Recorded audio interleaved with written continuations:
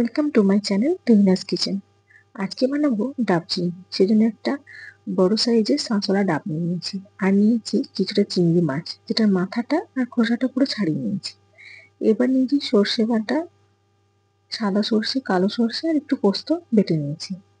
একটু ডাবের শাঁস নিয়েছি, আর নুন, চিনি, হলুদ আর লঙ্কা গুঁড়ো নিয়েছি। ব্যাস, এবার চিংড়িটাকে একটু ম্যারিনেট করে নেবো সর্ষে বাটাটা দিয়ে, আর নুন, হলুদ, চিনি এগুলো দেবো। আর যে শাঁসটা রেখেছি ওটাও দিয়ে একটু ম্যারিনেট করে কিছুক্ষণের জন্য রেখে দেবো।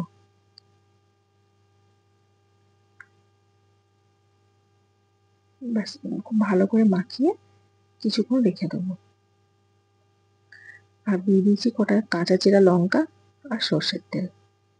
এবার ডাবটার মুখটা একটু বড় করে কেটে নেবো, যাতে করে সব চিংড়ি মাছগুলো খুব ভালো করে ভেতরে ঢোকানো যায়। এই যে চিংড়ি মাছগুলো সব দিয়ে দিচ্ছি, যেহেতু আমি ছোট ছোট নিয়েছি সেই জন্য সব ভেতরে ঢুকে গেছে। আপনারা চাইলে একটু বড় চিংড়িতেও কিন্তু খুব ভালো করতে পারবেন। আর একটু আটা মেখে মুখটা বন্ধ করে দিয়েছি একটা বাটিতে। এবার গ্যাসে চাপিয়ে দিয়েছি। প্রায় 1 ঘন্টা পর দেখুন এরকম হয়ে গেছে। ব্যাস, একদম রেডি ডাব চিংড়ি।